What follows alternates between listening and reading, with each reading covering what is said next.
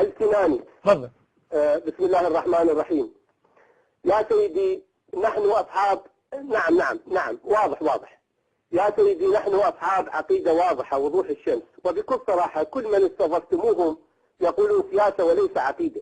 العقيدة الجعفرية تقول وبكل وضوح كل من لا يؤمن بولاية علي عليه السلام وأولاده فهو لا يملك شيء لا في الدنيا ولا الآخرة، وهذا رأي المتأخرين والمتقدمين. والسيد الخميني رضي الله عنه قال نحن نسعى إلى وحدة سياسية وليس دينية، لأنه لا يستطيع على جلالة قدره أن يخالف ما قاله أهل البيت. السيد الدغيم يقول صراحة، وأنا ممتن للسيد الدغيم على صراحته ومكاشفته، ونحن نقول صراحة نحن شيعة أهل البيت لدينا طموح عظيم ليس له حدود. نحن نسعى إلى التمدد على كل الآفاق. بعد انهيار صدام أصبح لدينا العراق، وهناك مواقع جديدة نسعى إليها. نحن أمة لا تعرف الكلل والملل. ثق بالله الكريم يا دكتور محمد الهاشمي، أنا أقول لك بصراحة، الخليج هو الثاني، واليمن الحوثيين والزيديين إخواننا سوف يكون الطوق الذي يسعى إلى امتدادنا على كل المنطقة. نحن لا نسعى إلى الأندونيسيين أو إلى الجزائريين أو إلى أفريقيا، لأن هؤلاء يتبعون آفاق هذه المنطقة. العراق الرسول صلى الله عليه وسلم قال بالحرف الواحد رأس الأمة الشام والعراق وإيران والجزيرة واليمن. نحن نسعى إلى السيطرة على هذه المناطق. لا يهمنا أندونيسيا ولا تهمنا أفريقيا، لدينا طموح نسعى ليل نهار للسيطرة على كل الإسلام، رأس الإسلام في الشام وغير الشام. أما ما يقوله السيد الدغيل ليسوا بإخواننا وليسوا بمؤمنين، نحن لسنا بإخوان الدغيل، ويشهد الله ورسوله لا نتعرف على الدغيل لا في الدنيا ولا الآخرة. نحن أمة عظيمة، أمة جاهدنا من 1400 سنة، كنا 2000 شخص يا رجل، الآن أصبحنا 300 مليون. ماذا يقول الدغيل؟ الدغيل يعيش في وادي. والله نسعى إلى السيطرة على الحجاز وعلى نجد وعلى الكويت وعلى البحرين، والحوثيين موجودين، إخواننا الزيدية، زيد ابن علي ابن الحسين ابن علي، وليس زيد ابن عمر بن الخطاب. خليتهم الدغيل. نحن أمة لا تقطعنا حدود. نحن لدينا عقيدة واضحة هي رئاسة الأمة الإسلامية بأكملها، رئاسة الأمة بقيادة المرجعية في النجف وقم.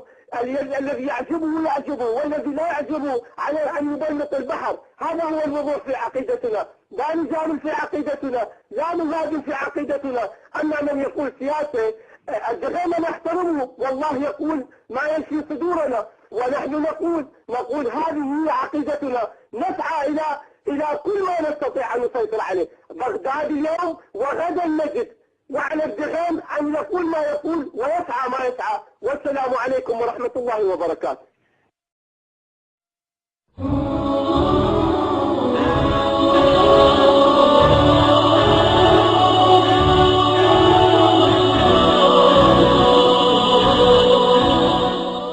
ولعي يا زاج دني يا نقوس، اقدحي يا زند فوري يا جحيم، امطري يا داف هاتي يا طروس، ارعدي حسبان من نار وحميم، زلزلي المجوس في يوم عبوس، الروافض شيعة ابليس الرجيم، شاش راسي من تخاريف نجوس، زمرة بالكيد ما فيهم سليم، رافضية تلبس التقية لبوس، حاقدية طبعها طبع اللئيم، زندقية همها قرع الكوس، واتفخذ بالرضيعة والفطيم، تتجي مثل الحياة بالطعوس، تخفي الأحقاد والخلق الذميم، أخبث من النمس واخفى من ندوس، وانجس من الفار وجبا من ظليم، اخطر من السيخ واخطر من قسوس، ومن بني صهيون موسى اورشليم، ما هم بشيعة هلي ذولا هيوس،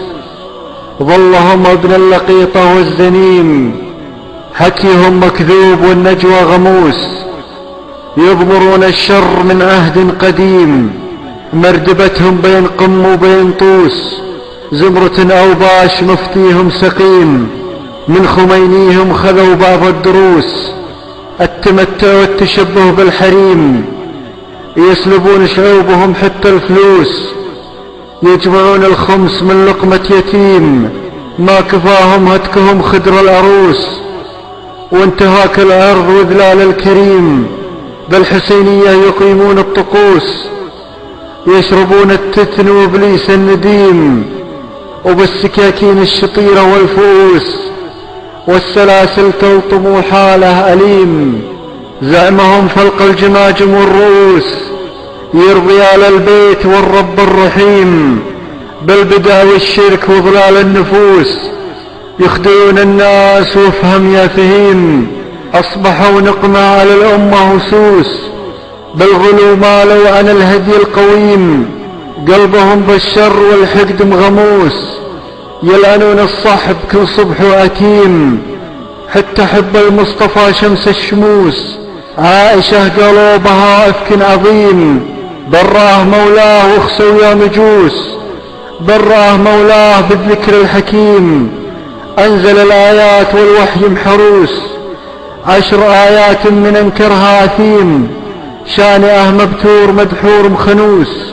أترة أحمد من يحاربها عقيم، حارب الله من يحاربها بقوس، من شواب ومن نحاس ومن سديم، وانطري يا قاف هاتي يا طروس، زلزليني شيعة إبليس الرجيم.